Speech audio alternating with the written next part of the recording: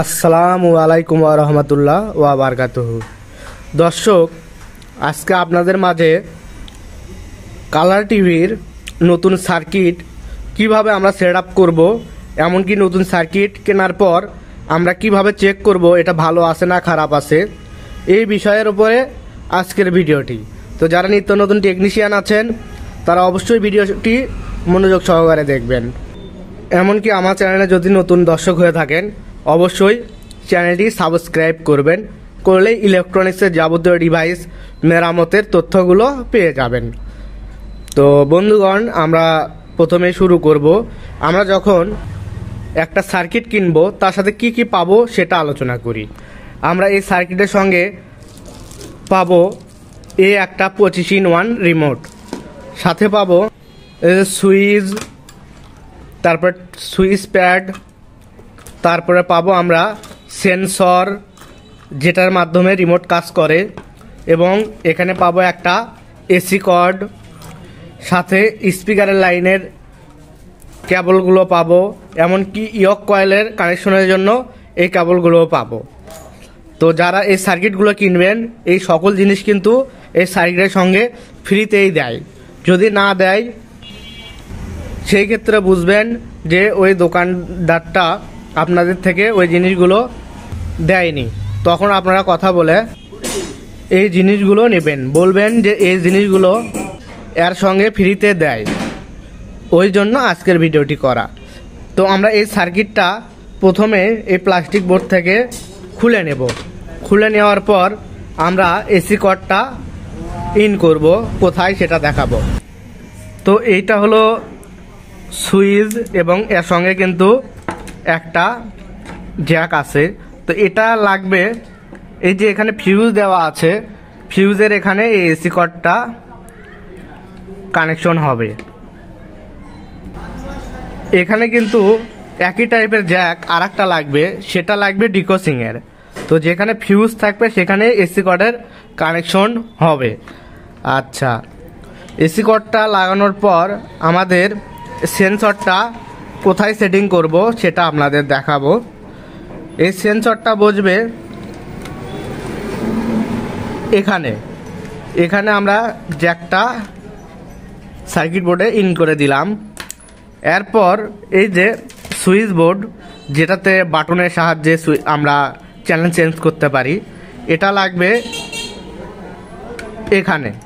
আর এটা হলো অডিও আইসি, এই দুইটা পিনে লাগবে এই স্পিকারের এই দুইটা কেবল।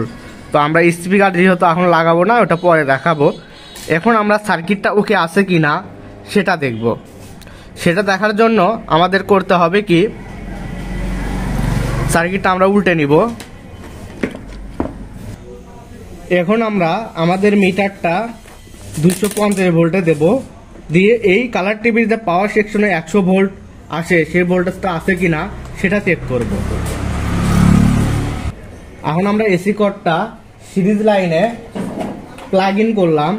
প্লাগ ইন করার সাথে সাথে কিন্তু এই সেন্সরের যে বাল্ব আছে এটা জ্বলে ওঠার কথা, অথচ জ্বলতেছে না। এটার কারণ আমরা সুইচটা দিইনি, এই কারণে সুইচটা না, সুইচ দেওয়া আছে তারপরেও এই বাল্ব জ্বলতেছে না। এ তো ইতিমধ্যে জ্বলে উঠেছে, লাইনটা একটু নড়বড় করতেছে। তো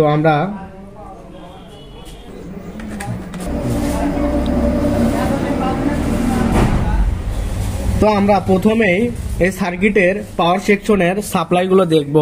সাপ্লাই হলো এখানে এই যে একটি ডায়োড, প্রথমেই চপারের এই যে 1-2 নাম্বার পিন থেকে একটা ডায়োড আসছে। এখানে আমরা পাবো ভোল্টেজ 100। দেখি মিটারের দিকে দেখাও। এ তো মিটারে দেখুন সই 100 ভোল্টেজ আসছে, কিন্তু এখানে ধরো এই যে 100 ভোল্টেজ আসছে। তো এখন তারপরে আমরা এর নিচে সাপ্লাইটা দেখব। এটা হলো ভার্টিক্যাল আইসি সাপ্লাই। এই সাপ্লাই হবে 22 থেকে 23 বা 25 ভোল্টের মধ্যে। তো এই সাপ্লাইটাও আছে মিটারের দিকে, আপনার ফলো করে দেখতে পারবেন। তো এরপরে আমরা দেখব চপারের 1 2 3 4 নম্বর পিনে ভার্টিক্যাল সাপ্লাই পেয়েছি আমরা 23 ভোল্ট। তারপর 5 নম্বরে পাবো আমরা 10 ভোল্ট আছে। তারপর 6 7 নম্বরে আমরা পাবো 15 ভোল্টের মতো। এই ভোল্টেজটা আসছে এই দিকের 7 নম্বর পিনে আমরা পাবো 14 বা 13 ভোল্টেজের মতো। এই ভোল্টেজটা চলে আসছে সরাসরি অডিও আইসির মধ্যে, অর্থাৎ পাওয়ার সেকশনে যে কয়েকটা সাপ্লাই, এই সবগুলো সাপ্লাই ঠিক আছে। আমরা এখন দেখব এই সেটটার যে সিস্টেম আইসিটা আছে এটা অন হচ্ছে কিনা, অর্থাৎ স্ট্যান্ড বাই ছাড়তেছে কিনা। তারপরেই কিন্তু আমরা এই ফ্লাইব্যাকটা লাগাবো, কারণ এই সাপ্লাইগুলো যদি না দেখি, কোথাও যদি ফল্ট থাকে, সেক্ষেত্রে কিন্তু সার্কিটটা আমাদের চেঞ্জ করে দেবে না দোকানদার। আমরা যখন এই ফ্লাইব্যাকটা লাগাবো বা সোল্ডারিং আয়রন ব্যবহার করবো এই সার্কিটে, তখন কিন্তু আমাদের এই সার্কিটটা ফেরত নেবে না। ওই জন্য আমরা এই সার্কিটের স্ট্যান্ড বাই হচ্ছে কিনা এটা দেখার জন্য চ্যানেল বক্সের এই যে দেখুন 1 2 3 4 5 নাম্বার পিনে 5 ভোল্ট লেখা আছে। এই যে দেখুন 5 ভোল্ট লেখা আছে। তো এই 5 ভোল্ট সিস্টেম আইসি ঠিক আছে। তো আমরা রিমোট মারতেছি, ভোল্টেজ আসতেছে না, তার কারণ এর মধ্যে ব্যাটারি দেওয়া নাই। নতুন রিমোটের সঙ্গে কিন্তু ব্যাটারি দেওয়া থাকে না। আমরা ব্যাটারিটা লাগাবো।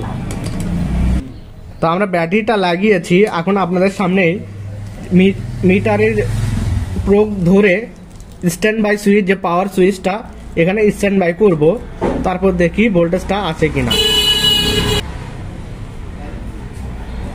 তো অলরেডি আমাদের ভোল্টেজ কিন্তু চলে এসেছে। আমরা 50 স্কেলে দিয়েছিলাম, ওই জন্য বুঝতে পারিনি। তো এই তো দেখুন 5 ভোল্ট আছে। এখন আমরা অফ করে দেখি অফ হয় কিনা। এই তো দেখুন ভোল্টেজটা অফ হয়ে গেছে। আবার যখন আমরা রিমোটটা মারবো তখন কিন্তু স্ট্যান্ড বাই হয়ে যাবে, আবার 5 ভোল্ট চলে আসবে। তার মানে এই সার্কিটের সিস্টেম আইসিটাও কাজ করতেছে। এখন আমরা ফ্লাইব্যাকটা কিন্তু চাইলেই লাগাতে পারি। তো আমাদের সাপ্লাই যে কটা দেখার নতুন সার্কিট কেনার পর সেগুলো কিন্তু আমরা দেখে নিয়েছি। তো এগুলো ক্লিয়ার আছে। তো এখন আমরা ফ্লাইব্যাকটা লাগাবো। লাগিয়ে তারপরে আরেকটা কাজ আছে, এই ফ্লাইব্যাকে এসটি হয় কিনা। ফ্লাইব্যাক যদি খারাপ থাকে তাহলে কিন্তু এসটি হবে না। তো এই ফ্লাইব্যাকটা আমরা লাগিয়ে দেখব।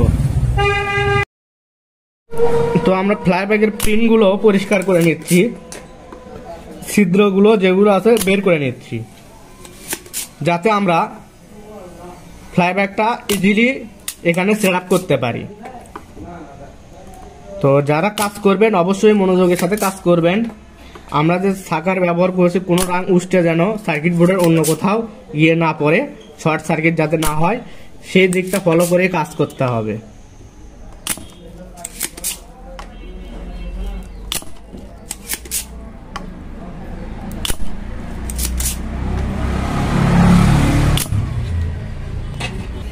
এই ফ্লাইব্যাকের নাম্বার হলো 1010। তো এই সেটগুলো যদি ফ্লাইব্যাক নষ্ট হয় তখন আপনারা এই স্টিকারে দেখবেন কত নাম্বার, সে অনুযায়ী ফ্লাইব্যাক লাগাতে হবে। এই ফ্লাইব্যাকের নাম্বারগুলো কিন্তু হয় 1010। কখনো যদি ফ্লাইব্যাক নষ্ট হয় তখন এই গায়ে স্টিকার দেওয়া নাম্বার দেখে আপনারা ফ্লাইব্যাকটা মান নির্ণয় করবেন কত নাম্বারের ফ্লাইব্যাক। এটার নাম্বার কিন্তু 1010। তো যদি নষ্ট হয় 1010 বললে ইলেকট্রনিক্স দোকানে গেলে কিনতে পারবেন। তো আমরা ফ্লাইব্যাকটা স্থাপন করব সার্কিট বোর্ডে। তো এই সার্কিট বোর্ডে কিন্তু ইজিলি এই ফ্লাইব্যাকটা আমরা স্থাপন করতে পারলাম।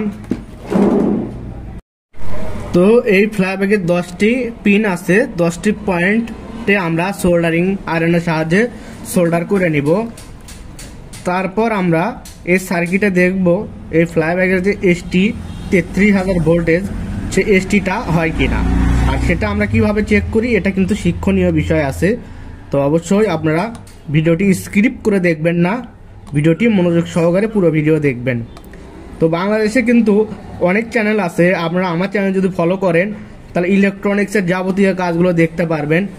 দেখলেই বুঝতে পারবেন যে বাংলাদেশে আর কোনো চ্যানেলে কিন্তু এত ধরনের ইলেকট্রনিক্স ডিভাইস মেরামতের বিষয়গুলো তুলে ধরে না। আমি যতগুলো সাবজেক্টের কাজ করি, এতগুলো সাবজেক্টের কাজ কেউ কিন্তু করে না। বাংলাদেশের মধ্যে একমাত্র আমি সালাম টেকনিশিয়ান আপনাদের মাঝে সব ধরনের কাজের ভিডিওর আপডেটগুলো দিয়ে থাকি। তো সেই লক্ষ্যে আপনারা আমার চ্যানেলটি অবশ্যই ফলো করবেন। এটা হলো ফ্লাইব্যাগের এসটি ক্যাপের তার। এখানে কিন্তু ভোল্টেজ তৈরি হয় 220 থেকে 33,000 ভোল্ট। 33,000 ভোল্ট, এটা কিন্তু মারাত্মক একটা এসটি ভোল্টেজ।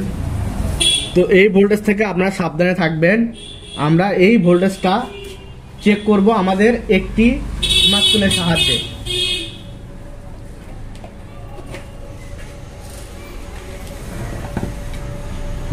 আটকে দাও। এই ভোল্টেজটা আমরা চেক করব এই মাপটুলের সাহায্যে। এই মাপটুলের কোথাও যেন লিক না থাকে। লিক থাকলে কিন্তু মারাত্মকভাবে শর্ট খাবেন আপনারা। এই মাপটুলটা যখন ব্যবহার করবেন তখন অবশ্যই দেখবেন যে কোথাও লিক আছে কিনা। এমনকি অনেক মাপটুলের এখানে লোহার মতো থাকে, সেই ধরনের মাপটুল দিয়ে কিন্তু চেক করবেন না। তো আমরা এসটি ভোল্টেজটা চেক করব। এই তো দেখুন আগুন জ্বলতেছে এসটি ক্যাপে, কতটা শক্তিশালী এই ভোল্টেজটা। তো এই এসটির মাধ্যমে আমরা জানতে পারলাম এই ফ্লাইব্যাগটা ওকে আছে। এখন আমাদের সেকেন্ড স্টেপের কাজ, এখানে সার্কিটে বেসটা একদম লাগানো আছে। এই বেসটা আমরা এই ধরনের কেচির সাহায্যে সার্কিট বোর্ড থেকে আলাদা করব, এভাবে আলাদা করব।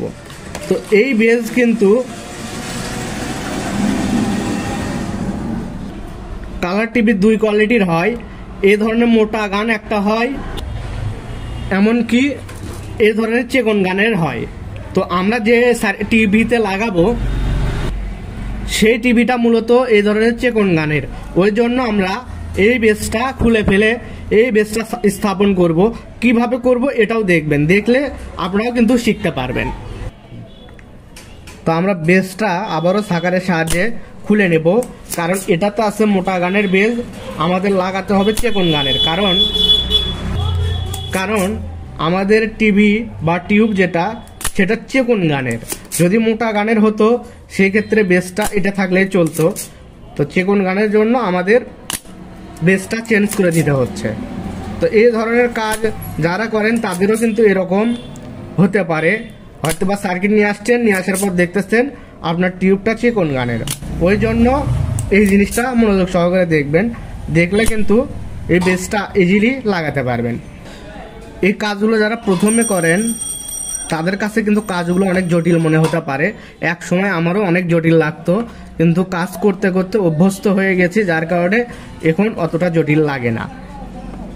এই চেকন গানের বেস লাগাতে গিয়ে অনেক সমস্যার সম্মুখীন হয়েছি। কোথায় কিভাবে লাগাবো কেমন জানি ভুলভ্রান্তি হচ্ছিল।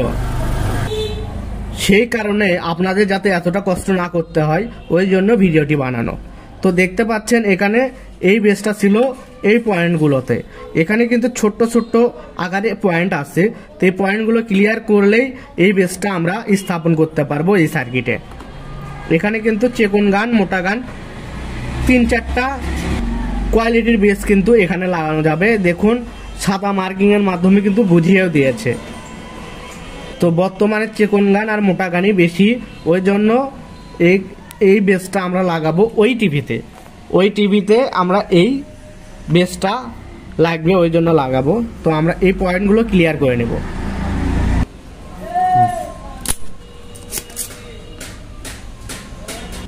এখন আমরা বেসটা লাগাবো।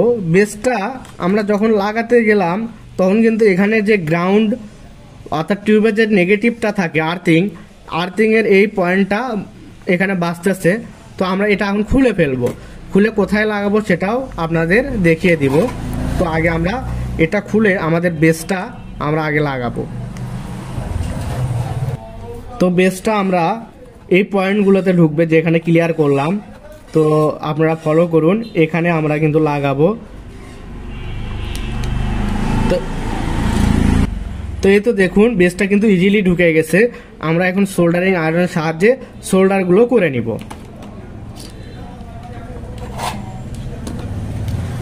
পুরো ভিডিওটি বেশ বড় হচ্ছে, অনেকের কিন্তু দেখতে বিরক্তও লাগতে পারে, কিন্তু বিরক্ত লাগলেও কিছু করার নাই। কিছু শিখতে গেলে অবশ্যই একটু মনোযোগ বাড়াতে হবে। তো এটা হলো মূলত আর্থিং গ্রাউন্ডে, বেজের যে গ্রাউন্ড আছে গ্রাউন্ডে লাগে। এই যে দেখুন জিএনডি লেখা আছে, তো এই জিএনডির পয়েন্ট এখানে 3-4টা দেওয়া আছে, যে কোনো জায়গায় আমরা লাগাতে পারি। এই যে এই জায়গায় জিএনডি লেখা আছে, জিএনডি অর্থ আর্থিং বা নেগেটিভ বলতে পারেন। তো এই পয়েন্টটা আমরা এটা, তো জিএনডির লাইনে আমরা এই ক্লিপটা সেট আপ করলাম, এমনকি সোল্ডারিং আয়রনের সাহায্যে সুন্দর করে সোল্ডার করে দিলাম। এটা যদি মিস করে তাহলে কিন্তু টিউবটা নষ্ট হয়ে যেতে পারে, ওই জন্য এই গ্রাউন্ডটা দেওয়া খুব জরুরি। এখন ফ্লাই ব্যাগে টোটাল স্টিল লাইন এমনকি 2টা লাইন আছে। এই 2টা লাইন আমরা কোথায় লাগাবো এটা কিন্তু জানার বিষয় আছে। ফ্লাই ব্যাগের তার কিন্তু 2টা আর স্টিল লাইন একটা। এই 2টা তারের মধ্যে একটা আছে হলো কমলা কালার, এটা একটু চেকন, আর একটা আছে হলো লাল কালার। তো এই কমলাটা লাগবে সার্কিট বোর্ডের এখানে একটা পিএফ দেওয়া আছে, এই পিএফের এবং বেজের সাইডে, এই প্রান্তে কিন্তু না, এই প্রান্তে লাগতেছে। এই যে বেজের পাশে অর্থাৎ পিএফ আর বেজের মাঝামাঝি এই পয়েন্টে লাগবে। তো এই কানেকশন কিন্তু পিএফ এর সঙ্গে এবং এই বেজের সঙ্গে আছে। তো এই জায়গায় কিন্তু সোল্ডারিংটা করতে হবে। তা আমি সোল্ডারটা করে নিলাম। এর পরবর্তীতে থাকলো এই মোটা তারটা। মোটা তারটা লাগবে সার্কিট বোর্ডের এখানে, এই যে একটা পয়েন্ট আছে এখানে। তো এই পয়েন্টে আমরা সোল্ডারটা করে নিচ্ছি। আপনারাও সুন্দর করে সোল্ডারিং আয়রনের সাহায্যে সোল্ডার করে দেবেন। তো এটা আমাদের কমপ্লিট হওয়ার পর আমরা এই তারটা এভাবে বেঁকে দিব। বেঁকে দেওয়ার পর এভাবে আমরা এই বেজের ক্যাপটা এভাবে আটকে দেব। তো এই তো আমাদের বেজ লাগানো কমপ্লিট, এমনকি আমাদের সার্কিটের নতুন সার্কিট স্থাপন করতে সব কাজগুলোই কমপ্লিট হয়ে গেছে। আমরা এখন সরাসরি চলে যাব টিভিতে লাগিয়ে ছবি সাউন্ড চেক করব। তো আমরা সার্কিটটা প্রথমেই আমাদের এই বেজটা লাগাবো, বেজের পয়েন্টটা বুঝে লাগাবো। এই পাশে একটু অন্য রকম আছে, এই পাশেও এরকম আছে, এই অনুযায়ী লাগাতে হবে। হঠাৎ করে যদি চাড়াচাড়ি করি এই টিউবটা ভেঙে যাবে। তো আমরা এই যে এই পাশে মিল করে দেব, দিয়ে সুন্দর করে ইজিলি আগে হালকাভাবে আটকানোর চেষ্টা করব। এই তো হালকা ঢুকেছে, এখন আমরা মিডিয়াম চাপ দিতে পারি। তো আমরা টিউবের সামনে একটা হাত রেখেছি এমনকি বেজে একটা দিয়ে হালকাভাবে আলতোভাবে চাপ দিয়ে আমরা বেজটা সেট আপ করা কমপ্লিট করলাম। এখন আমাদের লাগাতে হবে এই এসটি ক্যাবের লাইনটা। এই এসটি ক্যাবের লাইনটা আমরা এখানে একটা ক্লিপ আগে ঢুকিয়ে দিয়ে এভাবে চাপ দিব, দিয়ে এভাবে লাগিয়ে দিব। তো এসটি ক্যাপটাও লাগানো কমপ্লিট। এখন থাকলো এই যে ইয়োক কয়েলের 4টি তার হয়, 4টির মধ্যে 4টি তারের একটি তার সিঙ্গেল আর 3টি একটা সকেটে লাগানো আছে। তো এই 3টার মধ্যে উপরে যেটা, এটা হলো ব্লুর মতো কালার, এটা হলো হরিজন্টাল এবং এই লাল এটাও হরিজন্টাল, আর নিচকে 2টা ভার্টিক্যালের লাইন। তো ভার্টিক্যালের লাইন আমরা এই যে এখানে নিচে হয় ভার্টিক্যাল আইসির লাইন, তো আমরা নিচে ভার্টিক্যাল লাইন অনুযায়ী এই বেসটা আটকাবো। এমনকি হরিজন্টালের এই লাইনটা আমরা এখানে 5টা পয়েন্ট আছে, বুঝুন এখানে 5টা পয়েন্ট আছে, এর মাঝের পয়েন্টে আমরা লাগাবো। যেহেতু আমাদের টিভিটা 14 ইঞ্চি, সেই জন্য আমরা মাঝের পয়েন্টে লাগালাম। লাগিয়ে দেখব টিভির স্ক্রিনটা ছোট হয় না বড় হয়। যদি সঠিক থাকলে তাহলে থাকলো, আর যদি ছোট বড় হয় আমরা এই 5টা পয়েন্ট চেঞ্জ করে করে দিয়ে পর্দাটা অ্যাডজাস্ট করব। পয়েন্টের মাধ্যমে কিন্তু আমরা 21 ইঞ্চি টিভিতে যদি লাগাই তখন এই পয়েন্টগুলো চেঞ্জ করে দিয়ে দিয়ে স্ক্রিনটা ছোট বা বড় করতে পারবো। তো এই সার্কিটটা কিন্তু 14 ইঞ্চি এবং 21 ইঞ্চিতে লাগানো যায়, ওই জন্য বেশ কয়েকটি এখানে পয়েন্ট করেছে স্ক্রিন ছোট বড় করার জন্য। তো আমাদের এটাও লাগানো কমপ্লিট। এখন আমাদের স্পিকারের যে কেবলগুলো আছে, এগুলো জ্যাকগুলো আমরা এই অডিও আইসির এখানে সেট আপ করবো। আর এটা হলো সুইচ বোর্ডের লাইন। সুইচ বোর্ডের লাইন আমরা নতুনটা লাগিয়েছি, এটা পরে লাগাবো। স্পিকারের লাইনটা লাগাই। টিভির যে আর্থিং তার, এই তারটা আমরা এখন বেজে স্থাপন করব। এইটা হলো টিভির এই যে পিকচার টিউবের আর্থিং এর লাইন। তো এখানে আমরা এই লাইনটা আর্থিংটা লাগিয়ে দিলাম। এরপরে আমাদের কাজ থাকতেছে টিভির যে এই যে ডিকোসিং কয়েলের লাইন আছে, এই ডিকোসিং কয়েলের লাইনটা এই পাশে আমরা লাগিয়ে দিলাম। তো আমাদের এই তো টিভির সবগুলো সাইড লাগিয়ে দেওয়া কমপ্লিট, এখন শুধু চেক করা বাকি। তো আমরা এখন চেক করব। এই তো দেখুন টিভিতে কিন্তু আলো এসেছে, কিন্তু ভিডিওতে একটু আপ অ্যান্ড ডাউন করতেছে। এটা হলো ক্যামেরার রিফ্লেক্ট, কিন্তু টিভির স্ক্রিন কিন্তু দুই পাশে ছোট হয়ে আছে, এমনকি এভি মোডে আছে। তো টিভির বা রিমোটের এভি মোড আছে, যে টিভি এভি, এটা মারলেই টিভি মোডে চলে যাবে। তো এখন আবার দেখতেছি ডিকে লেখা আসছে। তো এই ডিকেটা আমরা অফ করব কিভাবে সেটা দেখব। এই যে মেনু বাটন আছে, এই মেনু বাটনে মারবো। মারার পর এরকম ব্রাইটনেস আসবে, তারপরে এরকম আসবে, তারপরে এখানে অটো সার্চ আছে, এরই নিচে অটো সার্চের অপশনের নিচে মারলেই এই সাউন্ড ডিকে আসবে।